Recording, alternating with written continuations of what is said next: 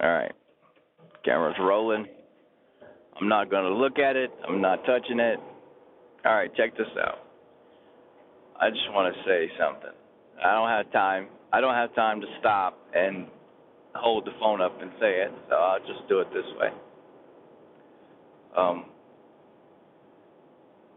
Within the next week or two, that's what I'm hearing coming down the pipeline. It's not like I saw it on Facebook or something. It's legitimately management at where I work, and above them, because we use diesel, a lot of it. It's we have to fill these things up every night and make sure they stay full. And the reason is because they're getting warnings of a shortage for diesel. Now, if there's a shortage of diesel, that means we may not be able to run a full day or deliver a lot of packages. Or there's a lot of bad things that could happen if we run low on diesel. But not just us. We got a lot of other people, a lot of trucks. Everything that comes to the store comes by way of a truck, for the most part. There's exceptions. Ross, what about? There's exceptions. I get that. But I'm saying toilet paper was an issue there at one time, I recall. Baby formula is an issue now, and that's got more to do with the manufacturing and whatnot. But there's baby formula here in South Carolina if anybody needs it. There's plenty of it. But anyway, we're not talking about that. We're talking about diesel.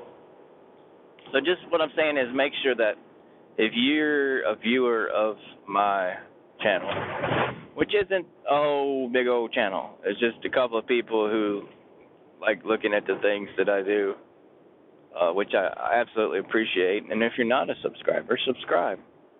I got some pretty cool stuff already videoed and already planned.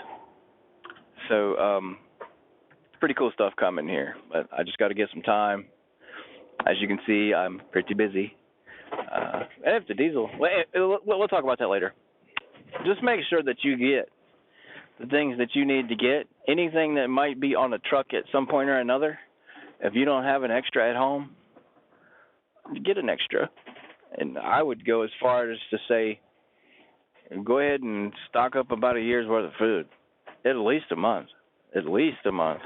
You remember COVID, right? You remember that, right? You remember that, right?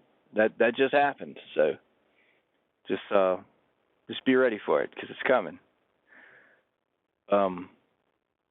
Make sure you got the food you need. You can get bullets and all that stuff too.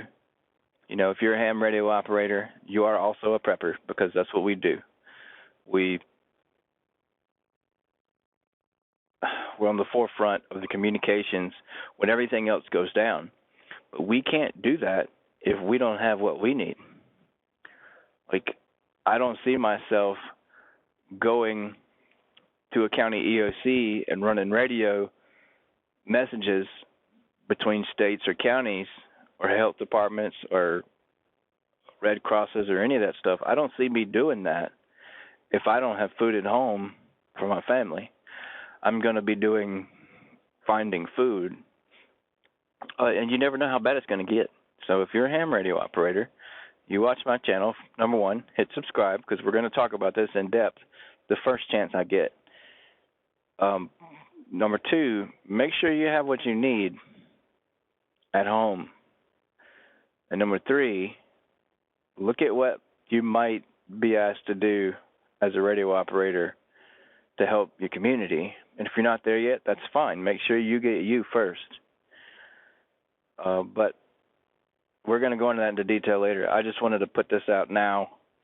Hit the little subscribe button. Oh, I made this. It's pretty cool. It's a